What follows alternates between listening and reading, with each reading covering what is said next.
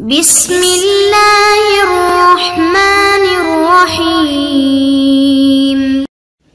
السلام علیکم معزز طلبہ کرام، آپ سب کیسے ہیں؟ آج ہم نور الانوار کے سبق نمبر 214 کو پڑھیں گے۔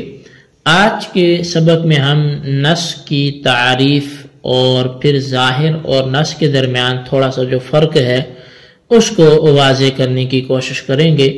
آج کے سبق کی ہماری عبارت وَأَمَّا النَّصُّ فَمَا ازْدَادَ وُضُوحًا سے شروع ہوتی ہے۔ آپ کے علم میں ہے کہ گزشتہ سبق میں ہم نے ظاہر کا بیان پڑھا، چونکہ تقسیم ثانی شروع ہے تو ظاہر، نص، مفسر، محکم، یہ تقسیم ہم یہ ساری قسمیں پڑھیں گے۔ تو ظاہر کا بیان، اس کی تعریف، اس کا حکم ہم نے پڑھ اور سن لیا ہے۔ تو آج ہم نص کے حوالے سے پڑھنے کی کوشش کرتے ہیں۔ آئیے عبارت کر کے اس کا ترجمہ کرتے ہیں، اس کے بعد پھر سبق کی باقاعدہ وضاحت بھی کرتے ہیں۔ مصنف علیہ رحمہ لکھتے ہیں وَأَمَّا النَّصُّ فَمَا ازْدَادَ وُضُوحًا عَلَى الظَّاهِرِ لِمَعْنًى مِنَ الْمُتَكَلِّمِ لَا فِي نَفْسِ الصِّيغَةِ۔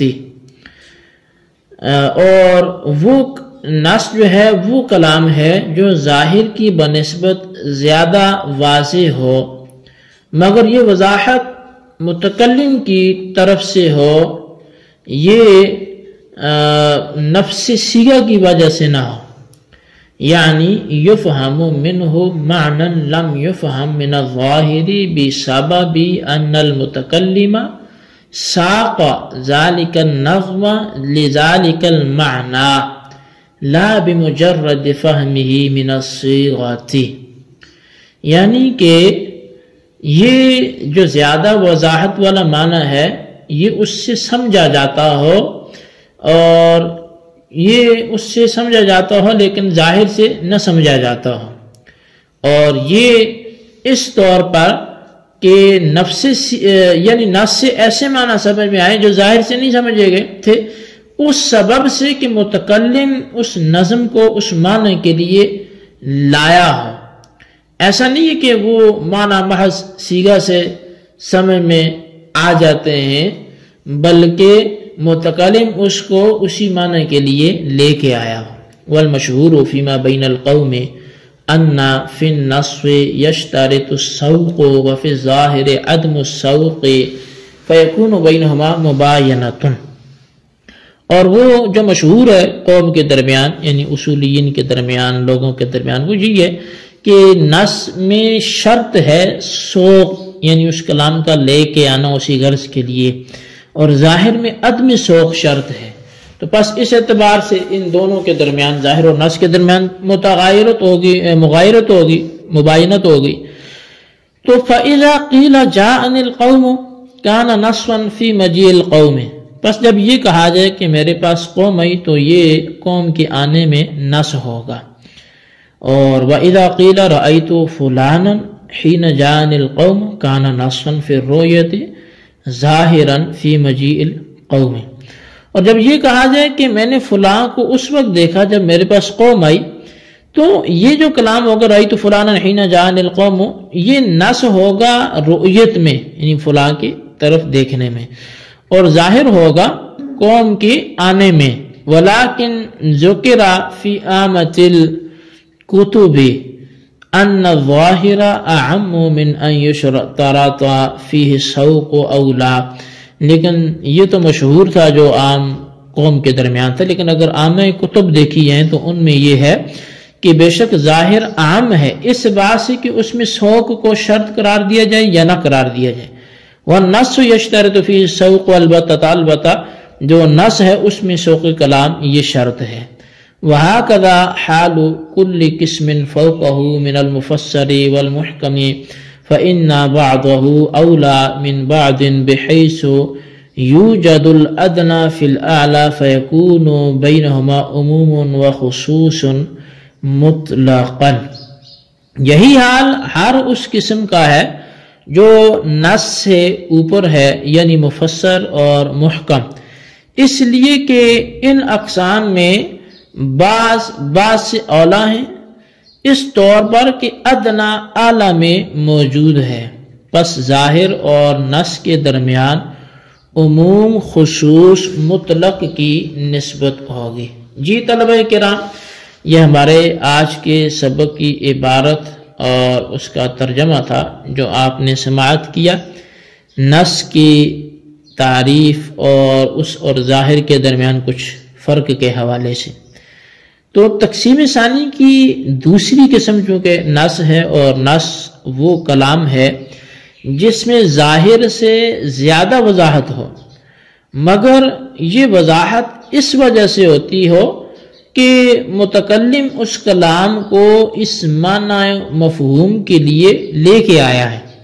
نفس صیغہ میں کوئی ایسی وضاحت نہیں ہوتی، متکلم کے لانے سے اس کی وضاحت ہوتی ہے۔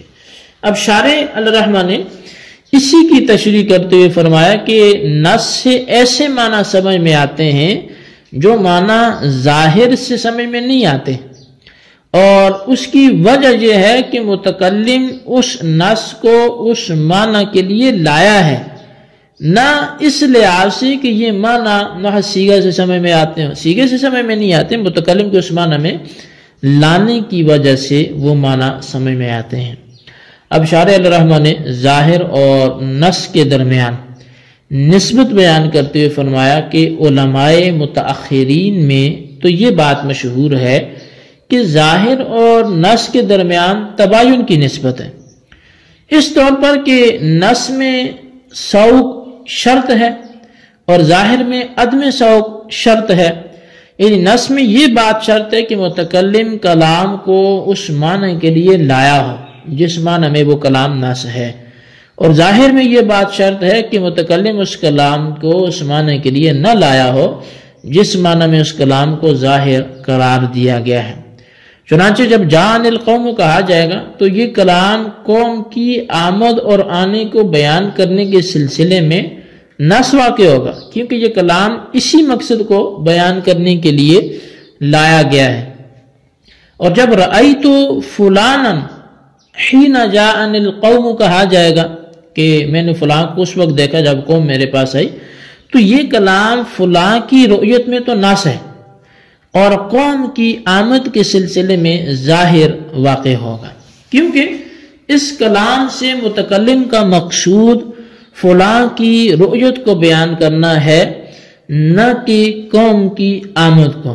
پس چونکہ متکلم اس کلام کو رؤیت فلاں کو بیان کرنے کے لیے لایا ہے اور قوم کی آمد کو بیان کرنے کے لیے نہیں لایا، بلکہ قوم کی آمد خود بخود کلام سے ظاہر ہوتی ہے، اس لیے یہ کلام رؤیت فلاں میں نص اور قوم کی آمد میں ظاہر ہوگا۔ بہرحال جب نص میں سوق شرط ہے اور ظاہر میں عدم سوق شرط ہے تو ان دونوں کے درمیان تباین کی نسبت واقع ہوگی، مگر عامۃ المتقدمین کی کتابوں میں مذکور یہ ہے کہ ان دونوں کے درمیان عموم و خصوص مطلق کی نسبت ہے، یعنی ظاہر عام مطلق ہے، اس طور پہ کہ ظاہر اس بات سے عام ہے کہ اس میں سوق پایا جائے یا نہ پایا جائے، اور نص جو ہے یہ خاص مطلق ہے، اس طور پر کہ نص میں سوق کا پایا جانا یہ شرط ہے جس میں کسی مقصد ہی کے لیے کلام اسی معنی کے لیے لایا جاتا ہے، اگر ایسا نہ ہو تو وہ نص نہیں کہلاتا۔ بس جو کلام نص واقع ہوگا وہ ظاہر تو ہو سکتا ہے، مگر جو کلام ظاہر واقع ہوگا اس کے لیے نص ہونا ضروری نہیں ہے۔ یہی حال ہر اوپر والی قسم کا ہے، یعنی ہر اوپر والی قسم نیچے والی قسم سے خاص ہوگی۔ مثلا نص سے اوپر مفسر ہے اور مفسر سے اوپر محکم ہے، تو مفسر نص سے خاص ہے، اس طور پہ کہ نص اس بات سے عام ہے کہ اس میں تعویل و تخصیص کا احتمال ہو یا نہ ہو، مگر مفسر میں تعویل و تخصیص کا احتمال نہ ہونا یہ شرط ہے۔ پس اس اعتبار سے نص عام مطلق اور مفسر خاص مطلق ہوگا، اور محکم مفسر سے خاص ہے، اس طور پہ کہ مفسر اس بات سے عام ہے کہ وہ نسخ کا احتمال رکھتا ہو یا نہ رکھتا ہو، اور محکم میں یہ تعویل تخصیص اور نسخ کے احتمال کا نہ ہونا یہ شرط ہے۔ بس اس اعتبار سے مفسر عام مطلق اور محکم خاص مطلق ہوگا۔ بہرحال متقدمین کے نزدیک جس طرح ظاہر اور نص کے درمیان عموم و خصوص مطلق ہے، اسی طرح نص اور مفسر کے درمیان اور مفسر اور محکم کے درمیان بھی عموم و خصوص مطلق کی نسبت ہے۔ ان چاروں قسم میں چونکہ بعض سے اولا اور اعلیٰ ہیں اور ادنا اعلیٰ میں موجود ہوتا ہے، اس لیے ظاہر نص میں اور نص مفسر میں اور مفسر محکم میں موجود ہوگا۔ جی طلبہ کرام، یہ ہمارے آج کے سبق کی عبارت اور اس کا ترجمہ اور اس کی وضاحت تھی جو آپ نے سماعت کی۔ آج کے سبق کو اچھی طرح سمجھیں، اس کے خلاصے کو رجسٹر پہ لکھیں، بالخصوص ان سوالات کے جوابات بھی دیں۔ سوال نمبر 1 یہ ہے کہ والمشہور فیما بین القوم سے مصنف کیا بتلانا چاہتے ہیں، اس کی وضاحت فرمائیں۔ اور سوال نمبر 2 یہ ہے کہ ذکر فی عامۃ الکتب سے مصنف کس طرف اشارہ کرتے ہیں، اس کا بھی ذکر فرمائیں۔ اللہ تبارک و تعالیٰ سے دعا ہے جو کچھ ہم نے پڑھا سنا اسے یاد رکھنے کی توفیق نصیب فرمائے، آمین بجاہ النبی الامین صلی اللہ علیہ وسلم۔